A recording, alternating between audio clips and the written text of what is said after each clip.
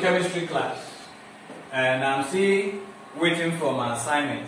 I'm yet to receive chemistry assignment except for the holiday assignment that I was given and I marked. That was last week. Okay, we have been discussing acid, base, and salt since last week.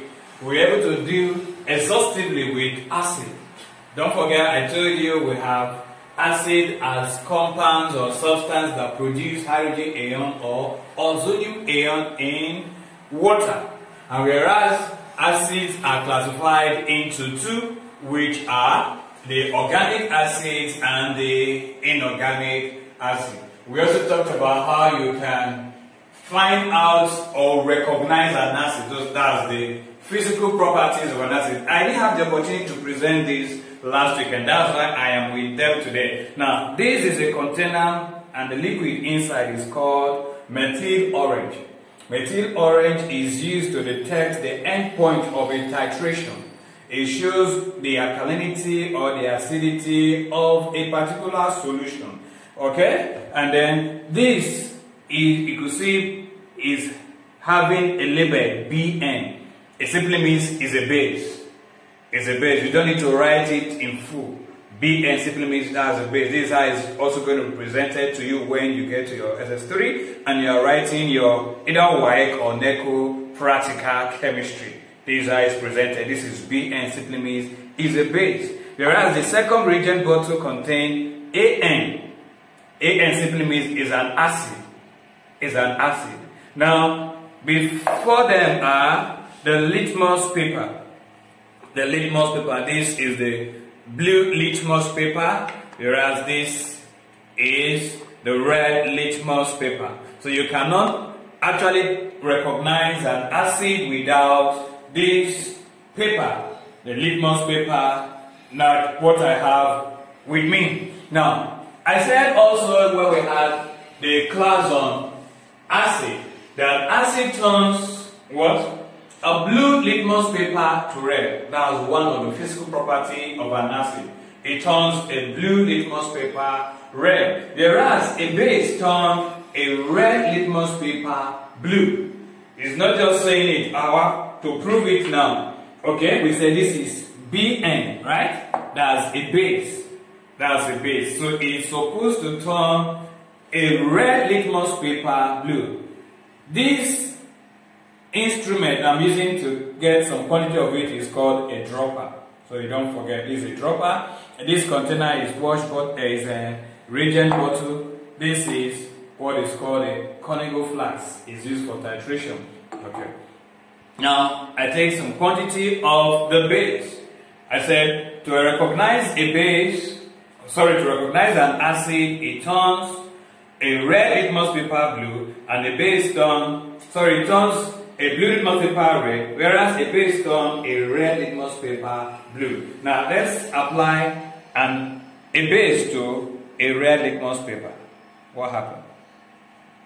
Now you see the color is turning gradually to blue. Gradually the red litmus paper is turning blue. The red litmus paper is turning blue. This shows that this substance I'm testing is a base. Is a base. You seen it? Is a base. Okay, let's try it on a blue litmus paper. A base will turn a blue litmus paper blue. There is no difference in color. You seen it? It's still bluish. You seen it? It turns a blue litmus paper blue. Whereas a red litmus paper blue is a base. Okay, let's ascertain an acid. This is AN, is an acid, and I said an acid turns a blue litmus paper red. An acid turns a blue litmus paper red. Let's try. You see what's happening? It's turning it to red. that's an acid, it turns a blue litmus paper red. Whereas an acid turns a red litmus paper red. That has no effect on a red litmus paper. It has no effect. It will still be red. It will still be red. It will still be red. So that has ascertained one of the physical property of an acid and a base. So don't forget with this experiment that an acid turns a blue litmus paper red, whereas a base turns a red litmus paper blue. So today we will consider everything that concerns base and bases, or you call it bases and alkalis. Okay, in this topic we'll look, first of all, we'll look at definition.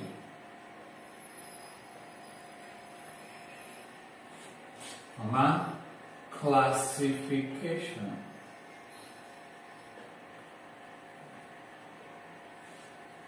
Definition, classification, and properties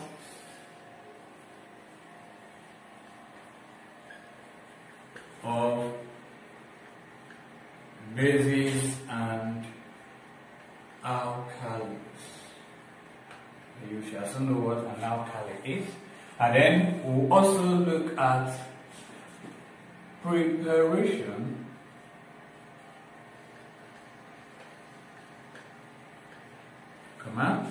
uses, and if there's time we'll look at Bronsted Lorentz definition of acids and bases. Acid and bases. And if there's still time, we'll look at measurement.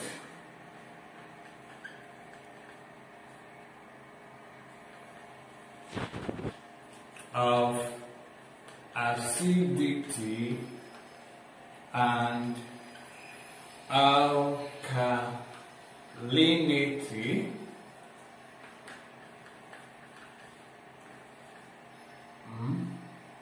that is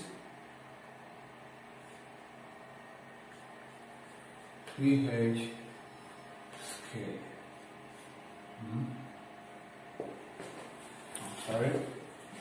pH scale. So these are the specific objectives that concerns this topic. Don't forget, when I introduced the topic, I told you it will take us about 3 weeks or more. We have not entered sub.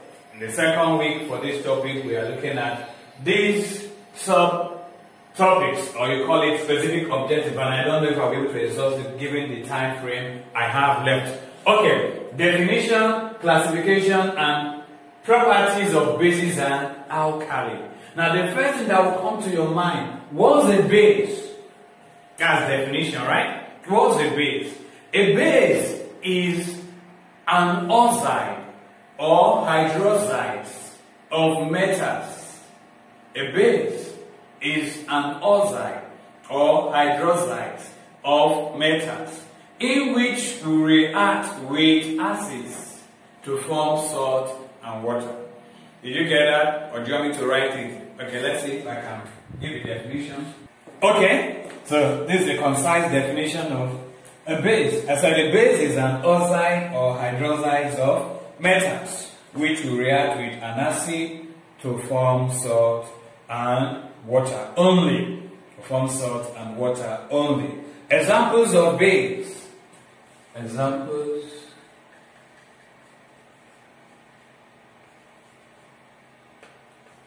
of bases are, you have Na2O, that's sodium oxide.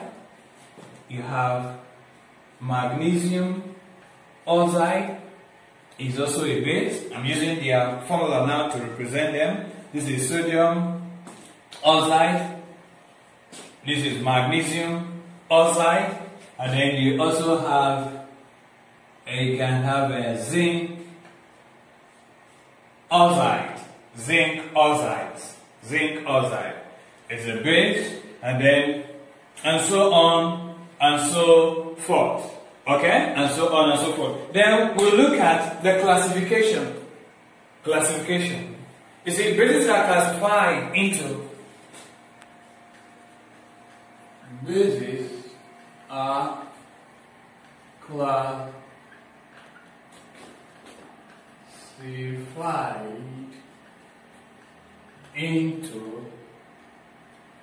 you have one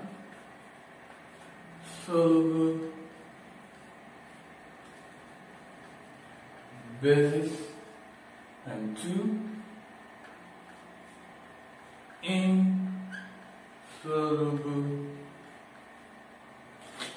bases.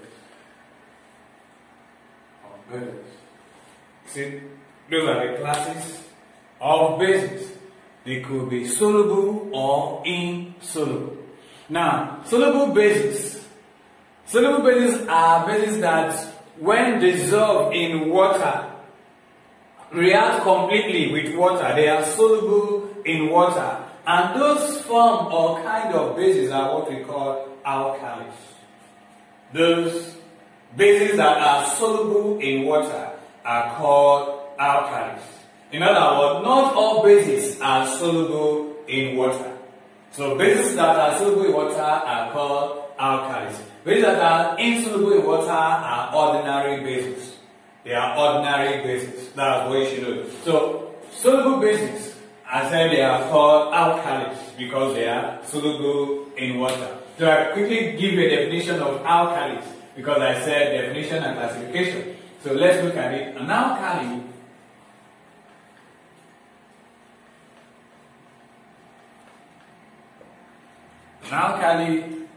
is an oxide or hydroxide of metals which are soluble in water. That's the definition of an alkali, soluble base. So oxide or hydroxides of metals that are soluble in water are called alkalis. Please don't forget, they are called alkalis. So I can make a statement with this, that all alkalis are bases, but not all bases are alkalis. I take that again. All alkalis are bases, but not all bases are alkali. Do you get it? Okay. Now, examples of alkalis is the most important or renowned alkali, sodium hydroxide. Sodium hydroxide is a reagent that is commonly used in titrometry, and that's the base I presented to you when I was doing the experiment. That's the Bn. It's an alkali, soluble base, an alkali. Another example is KOH. This is called potassium hydroxide. Potassium hydroxide. Potassium hydroxide is an alkali. And then the last of it all for this is Ca into OH2. As calcium hydroxide is an alkali. They are all soluble in water, so they are termed alkalis for the fact that they are soluble in water. Is that clear? Now, the reaction of calcium triazocarbonate 4 with water is what is called the lime water. Is what is called the lime water. The reaction of this compound, calcium triazocarbonate 4, with water produces, that is the slacking, sorry, it's not the slacking, it's called the lime water. And lime water is used when testing for carbon 4 oxide. We'll get to see it when we get to the compounds of carbon. Yes, that's lime water. Okay, now it is clear that we have been acquainted with the definitions and classification of bases and alkalis, right? We will now move to the properties of bases and alkali. So, physical, and let's look at the physical properties of bases and alkalis. Physical properties of bases and alkalis. Now, I know by now you should be guessing one of the physical properties of bases and alkali from the experiment I carried out earlier. That base does what? They turn red litmus paper blue. They turn red litmus paper blue, whereas acid turns blue litmus paper red. So the first property of a base is it. Do I use it or do I use it? Let me use. The first property of a base is, or properties of bases are, just write one. They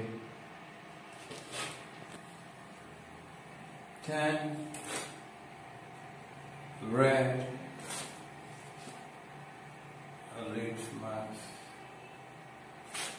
paper to blue.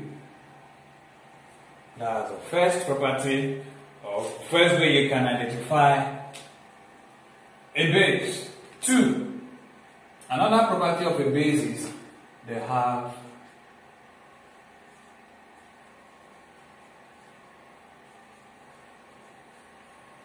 beta test. They have beta test. They have beta test. They have beta test. And then the next property of a base, they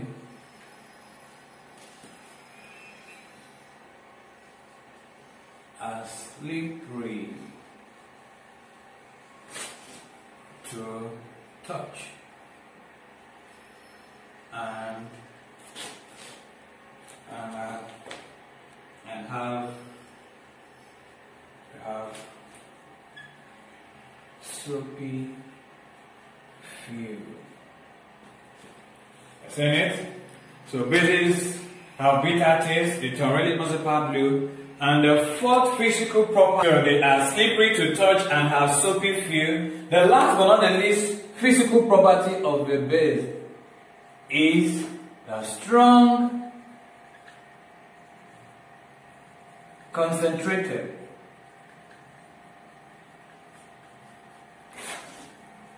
bases are acoustic. Strong concentrated bases are acoustic, or concentrated strong bases are acoustic. What does it mean? Just like when we were discussing acids, we said concentrated strong acids are corrosive, and whereas concentrated strong bases are acoustic. It therefore means that for a base, it is acoustic if it burns the skin. For acid, it is corrosive if it burns the skin. So those bases that burn one's skin are acoustic. They are acoustic. So once you say that substance is acoustic, it means it burns the skin, and you're also communicating directly to the person, if it's a scientist, that that's a base. Whereas if you say, that substance is corrosive, it means it burns the skin as well, but you're also communicating to the person that that's an acid. Is that clear? So these are the physical properties of bases and alkali. One will say they turn red litmus paper blue, they have beta taste, they are slippery to touch and have soapy feel, and then strong concentrated bases are acoustic. We will briefly look at the chemical properties of a base. Chemical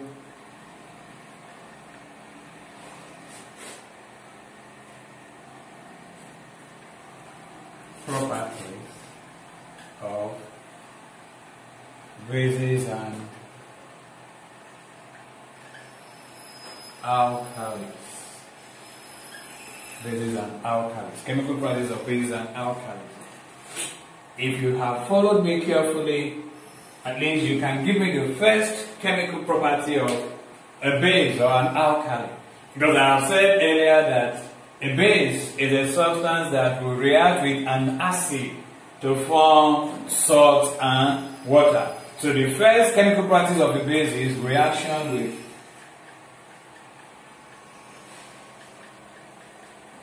with acids. Reaction with acids. You want me to write it? This is neutralization reaction.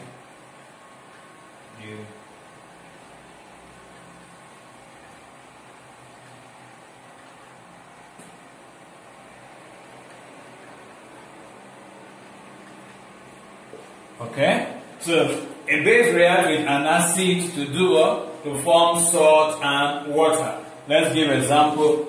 Give me any base you have sodium hydroxide.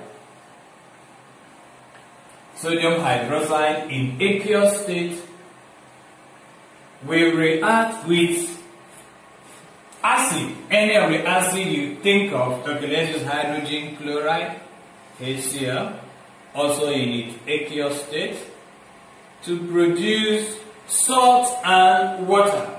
That's the normal salt you use in the kitchen.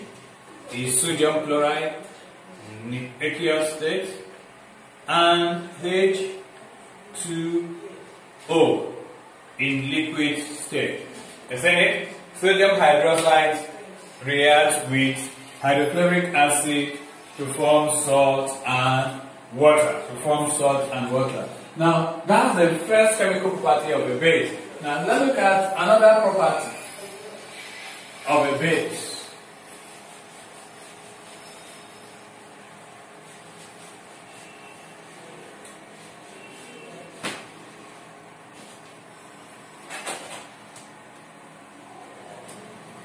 Okay, number 2, property of the base. The first one is reaction with acid. 2, reaction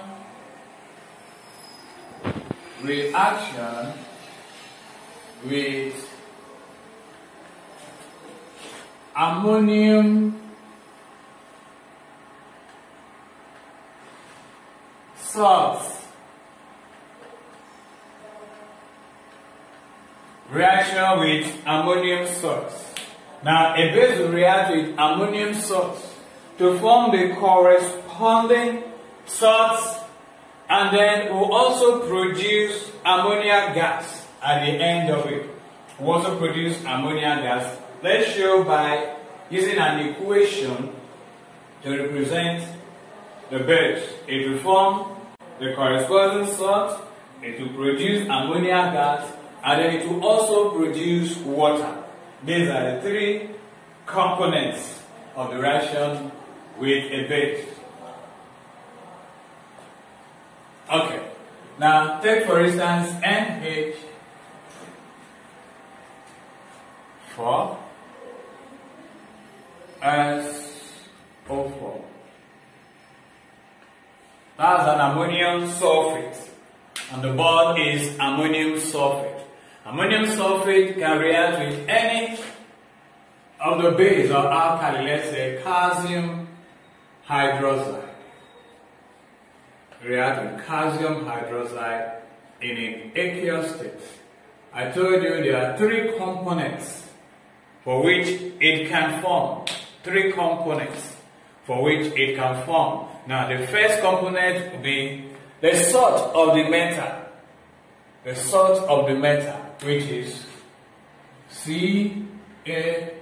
CaSO4 in its aqueous state, plus NH3 gas plus H2O liquid. You see it? Now, reaction with ammonium salts, the base calcium hydroxide, react with ammonium salt, that's ammonium sulfate, to form calcium tetrazosulfate with ammonium gas and water. You can balance the equation and send it back to me. I already taught you how to balance a chemical equation. This is where you try what you've learned, particularly in second term. Okay, these are the two chemical or outstanding properties, chemical properties of bases and alkali. And this reaction is very important because of the production of ammonia. And don't forget, ammonia is the only alkaline gas. We have neutral gases, we have acidic gases, and then we have a basic gas. Ammonia is a basic gas. The only gas that can turn the blue litmus paper to red, the wet blue litmus paper to red, is ammonia. The only gas. That's why it is called an alkaline gas. Is that clear? Okay. I don't think if we have time, we'll go into preparation, properties, and uses of alkalis. Quickly. How do you prepare a base or an alkali? Simple preparation.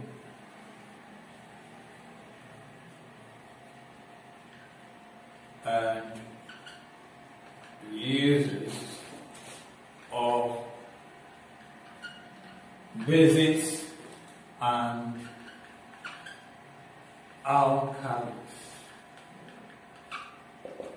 Preparation, uses of bases and alkalis. How do you prepare a base? Just like you prepare an acid. We say we can prepare an acid via direct combination of the constituent element. But here, it may not be directly combined, but the fact is that there are elements that you can easily use to prepare alkalis or bases. And one of such is oxygen. So if a metal burns in oxygen, it will certainly produce a base. If a metal burns in oxygen, it produces a base. Just like we have, okay, let's number it. 1. Preparation of alkalis.